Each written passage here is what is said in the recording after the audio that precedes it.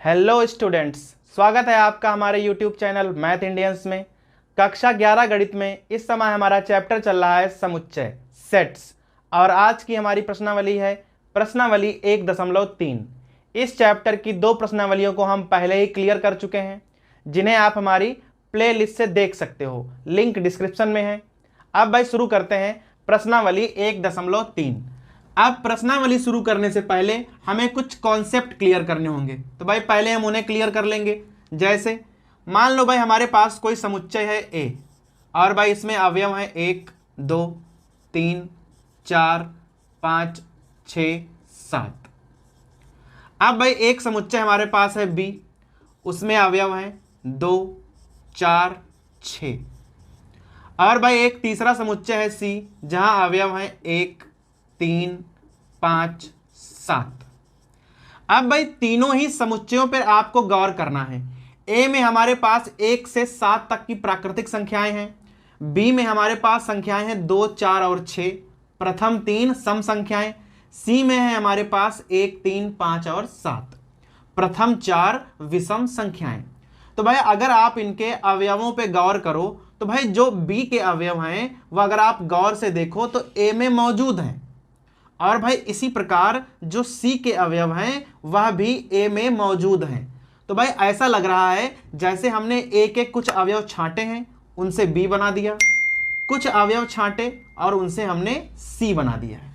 तो भाई अगर किसी समुच्चय के सभी अवयव किसी अन्य समुच्चय में पाए जाएं, या भाई आपको ऐसा लगे कि किसी बड़े समुच्चय से कुछ अवयव छांटकर कोई दूसरा समुच्चय बना दिया गया है, लेकिन भाई यहां आपको एक बात ध्यान रखनी है, इसके सभी अवयव इसमें होने चाहिए। तो भाई बी के सभी अवयव ए में हैं, तो भाई बी को कहा जाएगा कि जो हमारा बी है वह ए का उप समुच्चय है। क्या है भाई, यहां लिख लो, बी जो है वह ए का उप समुच्चय है।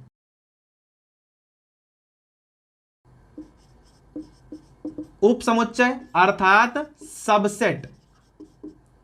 तो भाई जो ये लिखा हुआ है इसका अर्थ होता है बी सबसेट ए का है, अर्थात जो बी है वह ए का उप समुच्चय है। ऐसा कब होता है, जब बी के सभी अवयव ए में पाए जाएं। भाई परिभाषा होती है, यदि बी का प्रत्येक अवयव ए में पाया जाए तो कहा जाएगा कि बी जो है वह ए का उप समुच्चय है। इसी प्रकार भाई और उप समुच्चय को हम कुछ इस प्रकार से दिखाते हैं, और भाई इसे पढ़ते हैं बी सबसेट ऑफ ए, अर्थात बी ए का उप समुच्चय है। अब सी पे आ जाओ भाई, जो सी वाला भी है उसके प्रत्येक अवयव आपको ए में दिख रहे होंगे, 1 3 5 और 7 सभी अवयव ए में मौजूद हैं। तो भाई यहां से आप ये भी कह सकते हो जो सी है वह भी ए का उप समुच्चय होगा, क्योंकि सी के प्रत्येक अवयव ए में मौजूद हैं, अर्थात यहां पर बी और सी दोनों ही ए के सबसेट हैं, उप समुच्चय। अब एक दूसरे उदाहरण से देख लेंगे। जैसे भाई ए मान लो लिखा हुआ है ए बी सी डी, और भाई ऐसे करके जेड तक गया हुआ है, अर्थात ए क्या है, अंग्रेजी वर्णमाला के अक्षरों का समूह। अब भाई मान लो यहां पर कोई बी इस प्रकार से हो, ए ई आई ओ यू, और भाई बी क्या है, अंग्रेजी वर्णमाला के 5 स्वर का समूह। तो भाई अब अगर आप बी को गौर से देखो तो बी के सभी अवयव ए में मौजूद होंगे, क्योंकि भाई ए है सभी अक्षरों का समूह और बी है स्वरों का समूह। तो आप यहां साफ तौर पर कह सकते हो कि जो बी है हमारा वह ए का उप समुच्चय होगा, बी सबसेट ऑफ ए।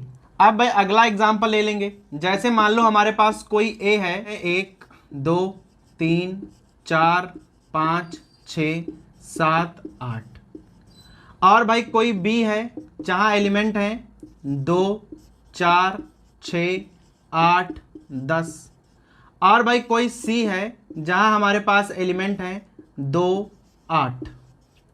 अब भाई आपको यहां पर बहुत गौर करना है, ए में अवयव है 1 से लेकर 8 तक, बी में है 2 4 6 8 10, और भाई सी में है 2 और 8। तो सबसे पहले आप ए और बी पे गौर करो। भाई देखिए बी के क्या सभी अवयव ए में मौजूद हैं? तो भाई 2 4 6 8 तो मौजूद हैं, लेकिन भाई एक अवयव है 10 जो कि ए में नहीं है। तो भाई यहां पर हुआ क्या कि बी के सभी अवयव ए में मौजूद नहीं है। भाई एक एक्स्ट्रा हो गया है जो कि ए में नहीं है। अर्थात आप यहां पे कह सकते हो कि जो बी है वह ए का सबसेट नहीं होगा। और भाई इसे आप कैसे लिखने वाले हो? भाई ये होता है कि बी ए का सबसेट है, और अगर नहीं है तो ऐसे लिख दो, B is not subset of A। B A का उपसमुच्चय नहीं होगा। अब जरा C पे गौर करो। अब भाई देखो C के अवयव आपको B में मिल जाएंगे। भाई 2 और 8 हैं, यहां पर भी 2 और 8 हैं, लेकिन भाई C के अवयव आपको A में भी मिल जाएंगे। 2 और 8 तो A में भी है। अर्थात जो हमारा C है यह B और A दोनों का ही सबसेट होगा। तो यहां आप लिख सकते हो C सबसेट ऑफ B और भाई C सबसेट ऑफ A। अर्थात जो हमारा C है वह B और A दोनों का ही सबसेट होगा, जबकि जो B है वह A का सबसेट नहीं है, क्योंकि यहां पर एक अवयव 10 ऐसा है जो A में मौजूद नहीं है। तो अगर आपको सबसेट दिखाना है तो ऐसे दिखाएंगे, और अगर सबसेट नहीं है तो उसको हम दिखाएंगे इस प्रकार से। अब अगले उदाहरण पे आ जाओ। एक हमारे पास समुच्चय ए है, एक है बी। भाई ए में लिखा है 1 2 3 4, और भाई बी में लिखा हुआ है 1 2 3 4। अब आप दोनों ही समुच्चयों पर गौर करो। भाई दोनों में समान अवयव हैं, यहां भी 1 2 3 4 और भाई वहां पर भी 1 2 3 4, अर्थात दोनों ही समान समुच्चय हैं। अब B के सभी अवयव A में मिल जाएंगे, A के सभी अवयव B में मिल जाएंगे। तो यहां पर आप दो बातें कह सकते हो कि A सबसेट ऑफ B, और भाई यह वाली बात भी कह सकते हो B सबसेट ऑफ A।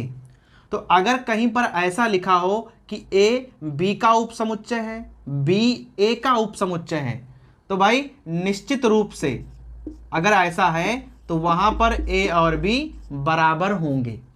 अगर कहीं पर लिखा हो कि A B का सबसेट है, B A का सबसेट है, तो भाई निश्चित रूप से A बराबर B होना चाहिए। तो भाई यहां पर आप कह सकते हो कि जो A है वह B का उपसमुच्चय है, लेकिन भाई एक वर्ड होता है उचित उपसमुच्चय, प्रॉपर सबसेट। तो भाई अगर A और B दोनों में समान अवयव हैं तो आप कह सकते हो कि A B का उपसमुच्चय है, लेकिन भाई वह उचित उपसमुच्चय नहीं होगा। उचित उपसमुच्चय वही होता है जहां पर A सबसेट B तो हो, लेकिन भाई कभी भी A और B बराबर ना हो, तो उसे कहते हैं उचित उपसमुच्चय। समझ गए ना कि जब सबसेट तो हो परंतु भाई बराबर ना हो, अर्थात अवयव जो हैं, जैसे भाई A अगर B का उपसमुच्चय है तो A में कम से कम एक अवयव तो कम होना ही चाहिए। अब जैसे B में है 1 2 3 4 और A में क्या हो गया 1 2 3, तो अब क्या है कि A जो है वह B का सबसेट है, और चूंकि दोनों बराबर तो है नहीं, एक कम है, तो भाई कहा जाएगा कि यह उचित उपसमुच्चय है। और अगर बराबर होता तब भी उसे हम उपसमुच्चय तो बोलते ही बोलते, लेकिन तब भाई वह उचित उपसमुच्चय नहीं होता।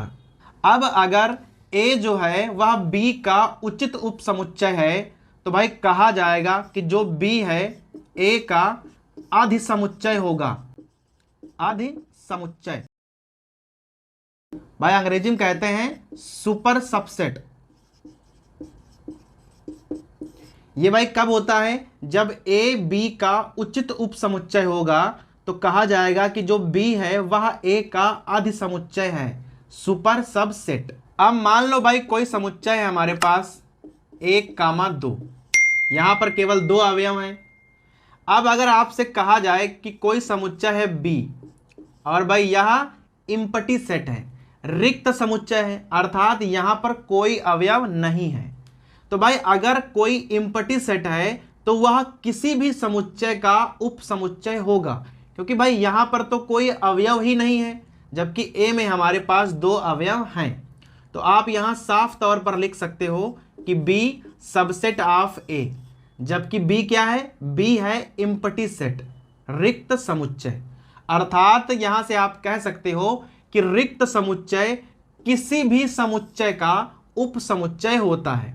भाई कोई भी समुच्चय लिखा हो, रिक्त समुच्चय उसका हमेशा एक उप समुच्चय जरूर होगा। ठीक है, अब भाई ए को आप दोबारा लिख लो इस प्रकार से 1, 2।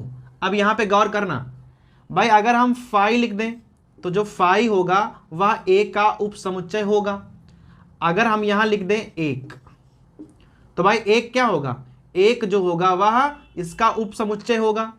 अगर हम यहां पर लिख दें 2 तो भाई यह भी एक का उप समुच्चय होगा। आप यहां ध्यान दीजिएगा, यहां पर केवल एक अवयव है और जिस समुच्चय में एक अवयव होता है उसे कहते हैं एकल समुच्चय।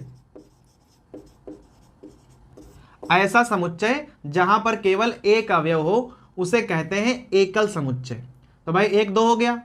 अब यहां पे आ जाओ, अगर कहीं पे लिखा हो 1, 2 तो यह भी एक का उप समुच्चय होगा। अर्थात ये चारों ही एक के उप समुच्चय होंगे। और भाई अगर इसके अलावा आप कुछ लिखोगे तो वह एक का उप समुच्चय नहीं होगा। कौन कौन से हैं, 5 हो गया, 1 हो गया, 2 हो गया और 1, 2 हो गया। अर्थात अगर आपको किसी समुच्चय के उप समुच्चय लिखने पड़े तो भाई संख्या कितनी होती है, संख्या होती है हमेशा 2 की पावर m, जहां m क्या है, m है अवयवों की संख्या। यहां पर भाई 2 अवयव थे तो 2 की घात 2 अर्थात 4, अर्थात इसके 4 उप समुच्चय होंगे। अब यहां ध्यान रखना, यह है हमारी उप समुच्चय की संख्या। भाई उप समुच्चय हो गए 4, लेकिन भाई 1, 2 उप समुच्चय तो है लेकिन उचित उप समुच्चय नहीं है, क्योंकि भाई बराबर है ना, तो यह उचित उप समुच्चय तो है नहीं। तो अगर आपसे कहे कि उचित उप समुच्चय कितने होंगे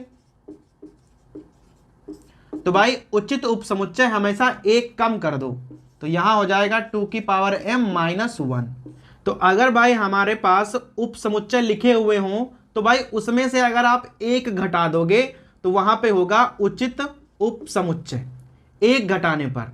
और जो उप समुच्चय होते हैं उनकी संख्या होती है 2 की पावर m, तो उचित उप समुच्चय की संख्या होगी 2 की पावर m -1। अब भाई अगला समुच्चय ले लो। अब मान लो कि a में हमारे पास इस बार भाई 3 अवयव हैं, 1, 2, 3। अभी आपसे कह दे कि a के ना आप उप समुच्चय लिखो, तो भाई कैसे लिखोगे, सबसे पहले 5, फिर भाई सिंगल सिंगल लिख लो, 1 हो गया, 2 हो गया, 3 हो गया। फिर भाई क्या करना है, जोड़े जोड़े में लिख लो इस प्रकार से 1, 2 तो यहां हो जाएगा 2, 3, फिर भाई हो जाएगा 1, 3 और भाई लास्ट में आप तीनों को ही लिख दो 1, 2, 3। अब भाई गिन लो 1, 2, 3, 4, 5, 6, 7, 8। भाई नियम होता है 2 की पावर m वाला, यहां पर 3 अवयव हैं तो 2 की घात 3 क्या होगा, 2 की घात 3 होगा 8। अर्थात a के 8 उप समुच्चय होने चाहिए जो कि हमने यहां लिख दिए हैं। तो भाई इस प्रकार से आप किसी भी समुच्चय के उप समुच्चय लिख सकते हो। अब यहां पे ध्यान देना है, अगर किसी समुच्चय के उप समुच्चय लिखे हों सबके सब, और भाई अगर हम उनका कोई समुच्चय बना दें, हमने क्या किया, पहले ए के सभी उप समुच्चय लिखे और उसको एक समुच्चय के अंदर लिख दिया और उसका नाम दिया बी। तो भाई यहां पर कहा जाएगा कि जो बी है वह ए का घात समुच्चय है, घात समुच्चय। भाई अंग्रेजी में कहते हैं पावर सेट। कब कहते हैं भाई, अगर कोई समुच्चय आपको ए गिवन हो, आप उसके सभी उप समुच्चय लिख दो और भाई उन उप समुच्चयों को आप एक समुच्चय में लिख दो, तो जो समुच्चय हमें प्राप्त होगा वह कहा जाएगा पावर सेट। और भाई इसे डिनोट करते हैं ऐसे, कहा जाएगा कि यह ए का पावर सेट है। अब यहां ए का पावर सेट क्या था, बी, अर्थात जो बी है वह ए का पावर सेट है, घात समुच्चय। अब प्रश्नावली में हमारा पहला सवाल है, कह रहा है कि रिक्त स्थानों में हमें सबसेट या नॉट सबसेट भरना है। भाई यहां पर क्या है कि हमारे पास 7 खंड है। भाई 7 खंड में हमें यह भरना है कि बाएं तरफ वाला समुच्चय जो है वह दाएं तरफ वाले समुच्चय का सबसेट है या नहीं है। जैसे भाई पहले खंड पे आ जाओ, यहाँ है 1 2 3 4 और भाई यहाँ है 1 2 3 4 5। तो भाई यहाँ के सभी अवयव इस वाले समुच्चय में हैं। तो भाई यहाँ 4 तक संख्याएं हैं, यहाँ 5 तक संख्याएं हैं, अवयव हैं। अगर हैं तो भाई यह वाला समुच्चय इस वाले समुच्चय का उप समुच्चय होगा। सबसेट का निशान भर दीजिए। और भाई जहां पर ना हो वहां आप नॉट वाला निशान भर दो। जैसे यहाँ है ABC और यहाँ है BCD। भाई सभी अवयव नहीं मिल रहे हैं तो यहाँ पे आप भर दो नॉट सबसेट। ठीक है, तीसरे वाले पे आ जाओ। X: आपके विद्यालय की कक्षा 11 का एक विद्यार्थी है। अर्थात भाई यह वाला समुच्चय कक्षा 11 के विद्यार्थियों का है। और भाई यह वाला समुच्चय क्या है? आपके विद्यालय का विद्यार्थी है, संपूर्ण विद्यालय के विद्यार्थियों का समुच्चय है। तो भाई ध्यान रखिए, संपूर्ण विद्यालय में कक्षा 11 भी समाहित होगा। भाई वहां पूरा विद्यालय है और यहाँ केवल कक्षा 11 है, अर्थात यह उप समुच्चय होगा। अब भाई चौथे वाले खंड पे आ जाओ। X: किसी समतल में स्थित एक वृत्त है। अर्थात भाई यह समतल में स्थित सभी वृत्तों का समुच्चय है। और इधर आ जाओ, अब यह वाला समुच्चय है समतल में स्थित उन वृत्तों का जिनकी त्रिज्या 1 इकाई है। तो भाई यह 1 इकाई वाला है और यहां पर कह रहा है कि संपूर्ण वृत्तों का है। तो भाई संपूर्ण वृत्त में 1 इकाई वाले तो आ जाएंगे, लेकिन भाई 1 इकाई में संपूर्ण वृत्त नहीं आएंगे, अर्थात यह होगा नॉट सबसेट। इसी प्रकार भाई यहां आ जाओ, कह रहा है किसी समतल में एक त्रिभुज है और वहां कह रहा है किसी समतल में एक आयत है। यह त्रिभुजों का समुच्चय है और वो वाला है आयतों का। तो भाई कोई मैच नहीं खा रहा, कहां त्रिभुज और कहां आयत। तो भाई नहीं सबसेट भर दो। यहां है किसी समतल में स्थित समबाहु त्रिभुज है और वहां कह रहा है किसी समतल में स्थित एक त्रिभुज है। ये वाला भाई संपूर्ण त्रिभुजों का समुच्चय है और ये वाला केवल समबाहु त्रिभुज का। तो भाई सभी त्रिभुजों में समबाहु त्रिभुज भी आते हैं, तो ये वाला हो जाएगा सबसेट का निशान। अब इधर आ जाओ, यहां सभी पूर्णांकों का समुच्चय है और यहां कह रहा है प्राकृतिक संख्याओं का। भाई आपको पता होना चाहिए कि पूर्णांकों के अंतर्गत प्राकृतिक संख्याएं भी आ जाती हैं, अब चाहे सम हो और चाहे विषम हो। तो यहां पर भी भाई सबसेट का निशान भरा जाएगा। तो भाई कुछ नहीं करना है पूरे सवाल में, आपको केवल भाषा पढ़नी है और सबसेट और भाई नॉट सबसेट का निशान भरना था। अब भाई सीधा आ जाओ प्रश्न नंबर 2 पे। अब यहाँ पे क्या है कि भाई 6 कथन लिखे हुए हैं और आपको ये बताना है कि सत्य है कि असत्य है। भाई 2-2 समुच्चय लगे हुए हैं और बीच में निशान लगे हैं सबसेट और नॉट सबसेट के, और आपको ये बताना है कि कौन सा कथन सत्य है और कौन सा असत्य है। जैसे भाई पहले पर आ जाओ, यहाँ है A, B और वहाँ है BCA। अब ध्यान दो कि A और B इस वाले समुच्चय में मिल जा रहे हैं, अर्थात A, B इस वाले समुच्चय का सबसेट होगा। लेकिन भाई यहाँ निशान लगा है नॉट सबसेट का, तो भाई समझ जाओ कि ये वाला फॉल्स है, असत्य है। अब इधर आ जाओ, यहाँ है A, E और भाई यहाँ है अंग्रेजी वर्णमाला का स्वर है, अर्थात भाई इधर हैं अंग्रेजी वर्णमाला के सभी स्वर और इधर हैं अंग्रेजी वर्णमाला के 2 स्वर। तो भाई जो 2 स्वर हैं वह सभी स्वर का उपसमुच्चय होंगे, अर्थात यह वाला कथन है ट्रू, सत्य। अब भाई तीसरे वाले पे आ जाओ, 1 2 3 1 3 5। भाई 1 2 3 यहाँ मौजूद नहीं है, 1 और 3 तो है पर यहाँ 2 नहीं है, अर्थात इधर के सभी अवयव इधर मौजूद नहीं है, तो यह उपसमुच्चय नहीं होगा। लेकिन भाई निशान लगा है उपसमुच्चय का, अर्थात फॉल्स है ये वाला। अब यहाँ पे A है, यहाँ पर भी A है, अर्थात भाई ये वाला हो गया ट्रू। अब 5वें पे आ जाओ। अब देखो भाई कोई समुच्चय किसी का अवयव नहीं हो सकता है। भाई ये निशान है बिलोंग्स टू का, और भाई बिलोंग्स टू का निशान तब लगाया जाता है जब इधर अवयव लिखे हों और भाई अवयव छोटे ब्रैकेट में लिखे जाते हैं। इधर समुच्चय है, इधर समुच्चय है, उसके बीच में आप बिलोंग्स टू का निशान नहीं लगा सकते हो, अर्थात ये वाला हो गया फॉल्स। अब यहां आ जाओ, तो भाई सबसे पहले इसको ना सिंपल भाषा में लिख लो। अब भाई लिखा है संख्या 6 से कम एक सम प्राकृतिक संख्या है। तो भाई 6 से कम प्राकृतिक संख्याएं सम क्या होंगी? 2 और 4। और उधर पहुंच जाओ, बीच में भाई सबसेट का निशान है। एक प्राकृतिक संख्या है जो 36 को विभाजित करती है। अब भाई यहां लिख लो 36 के गुणनखंड, 1 से कट जाएगा, 2 से कट जाएगा, 3 से कट जाएगा, 4 से, 6 से, 9 से, 12 से, 18 से और 36 से। तो भाई ये हो गए 36 के गुणनखंड। और इधर है 6 से कम सम प्राकृतिक संख्या, 2 और 4 इधर हैं, 2 और 4 इधर भी हैं, अर्थात भाई ये लिखा है ट्रू, क्योंकि ये उपसमुच्चय होगा। अब भाई प्रश्न नंबर 3 पे आ जाओ। लिखा है यदि a बराबर कोई समुच्चय है 1, 2, अंदर भाई 3, 4 जो है वह समुच्चय में बंद है, 5। तो भाई हमें यहाँ बताना है, यहाँ कुल मिलाकर भाई 11 कथन लिखे हुए हैं, इनमें से भाई कौन सा कथन सही नहीं है, और भाई हमें कारण बताना है कि आखिर वह सही क्यों नहीं है।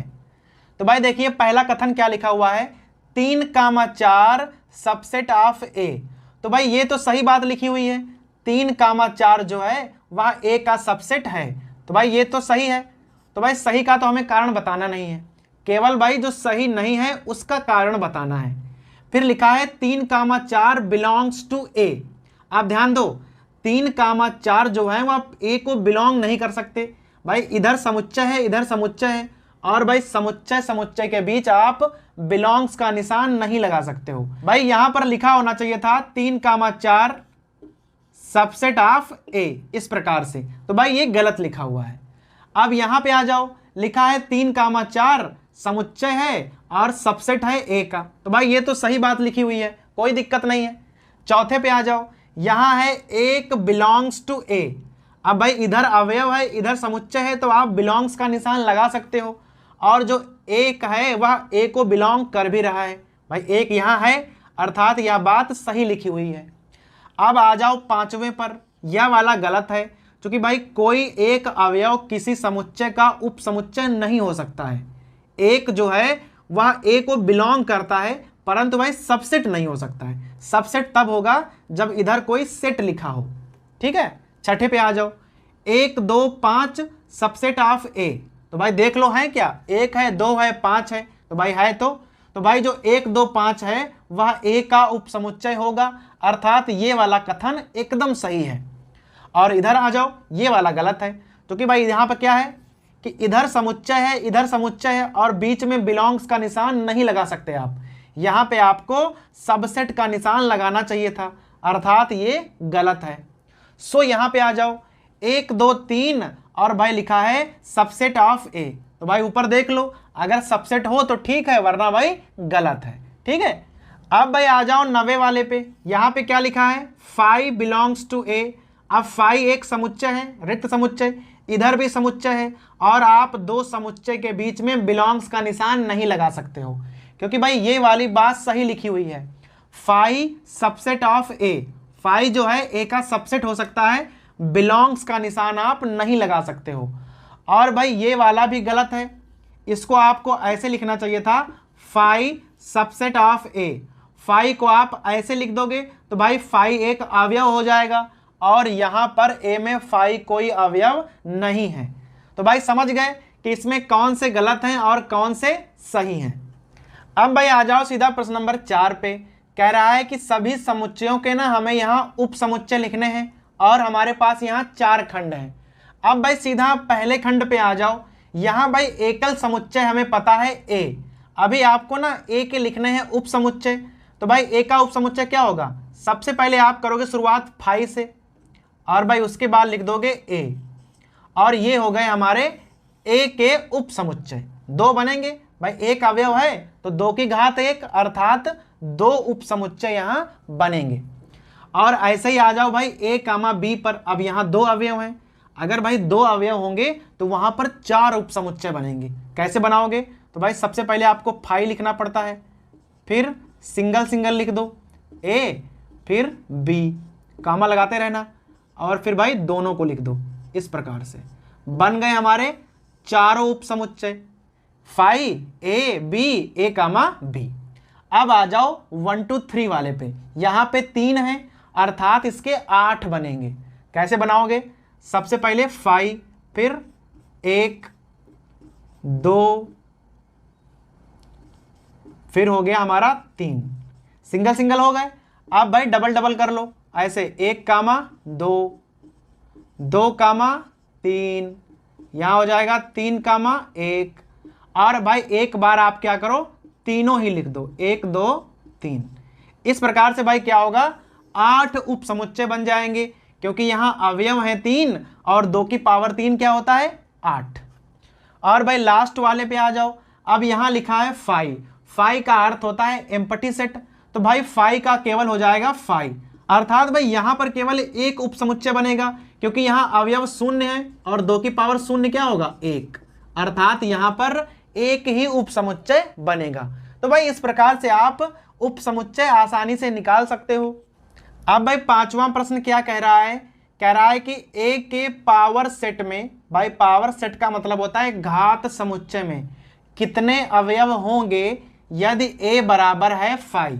अब ध्यान देना आप, ए बराबर है 5 अर्थात यहाँ 0 अवयव हैं, और भाई सूत्र होता है 2 की पावर m, तो यहाँ हो जाएगा 2 की पावर 0, और भाई 2 की पावर 0 का मान होगा 1, अर्थात पी ए में एक अवयव होगा। ए के घात समुच्चय में केवल एक अवयव होगा, क्योंकि भाई यहाँ ए बराबर 5 है। ए बराबर 5 का मतलब होता है कि भाई ए में कोई भी अवयव नहीं है। अब भाई प्रश्न नंबर 6 पे आ जाओ, कह रहा है कि निम्न को अंतराल के रूप में लिखिए। अब भाई यहाँ हमें 4 खंड दिए हुए हैं और चारों में ना इंटरवल दिए गए हैं, हमें भाई उन्हें अंतराल के रूप में लिखना है। अब आप पहले सवाल को पढ़िए भाई, लिखना बड़ा ही सिंपल होता है। पहले क्या करना है आपको, जो संख्याएं लिखी हैं पहले आप उन्हें सिंपली ऐसे ही लिख दो भाई, -4, 6। अब आपको ये देखना है कि ब्रैकेट कौन सा लगेगा, तो भाई जिधर बराबर का निशान हो उधर आप बड़ा ब्रैकेट लगा दो, और जिधर निशान ना हो बराबर का उधर आप लगाओ छोटा ब्रैकेट। भाई सिंपली आप ऐसे ही लिख सकते हो। अब भाई दूसरे वाले पे आ जाओ, यहाँ है -12 से -10, तो -12 लिखा, कॉमा -10। देख लो किसी भी तरफ बराबर का निशान नहीं है, अर्थात आप दोनों तरफ छोटा वाला ब्रैकेट लगा दीजिए। यहाँ एक तरफ बराबर का निशान है, तो सबसे पहले 0,7, जिधर बराबर का निशान है उधर बड़ा ब्रैकेट वरना छोटा ब्रैकेट, और यहाँ पर दोनों में ही बराबर का निशान है, तो भाई यहाँ लिखोगे 3,4, और भाई दोनों में ही लगाएंगे हम बड़ा ब्रैकेट। तो भाई समझ में आया कि नहीं, कि अगर बराबर का निशान भी लगा है तो हमें बड़ा ब्रैकेट लगाना है, और अगर बराबर का निशान नहीं लगा है तो हमें लगाना है छोटा ब्रैकेट। और भाई प्रश्न नंबर 7 भी इसी प्रकार से है, वहां हमें इस प्रकार से दिया होगा और हमें ये वाला लिखना पड़ेगा। अब भाई प्रश्न नंबर 7 को देखिए, एकदम पिछले सवाल का उल्टा लिखा हुआ है। यहाँ हमें अंतराल दिए हैं और हमें उनकी समुच्चय निर्माण विधि लिखनी है। अब भाई अंतराल कौन कौन से हैं, तो भाई लिखना कितना आसान होता है, यहाँ से देखेंगे। सबसे पहले आप x:x बिलोंग्स टू r, भाई इतना आप सब में लिख दीजिए, जितनी भी संख्याएं दिखी हुई हैं, x:x बिलोंग्स टू r। यहाँ पर भी वही x:x बिलोंग्स टू r, और भाई यहाँ पर भी x:x बिलोंग्स टू r। इस प्रकार से भाई आप सब में लिख लो। अभी क्या करना है, -3,0 है, और भाई दोनों ही तरफ छोटा ब्रैकेट है, इसका मतलब है -3, और भाई ऐसे निशान बनाओ और आप 0 तक चले जाओ, ब्रैकेट बंद कर दो। बीच में x लिखना है, इधर इधर ये संख्याएं, और भाई ब्रैकेट के हिसाब से यहाँ निशान तय होंगे। जैसे यहाँ दोनों ही तरफ बड़ा ब्रैकेट लगा हुआ है, तो भाई यहाँ हो जाएगा 6, और यहाँ आप बराबर का भी निशान लगाओगे और यहाँ हो जाएगा 12। क्योंकि भाई दोनों ही तरफ बड़ा है तो हमने दोनों ही तरफ बराबर का निशान लगाया है।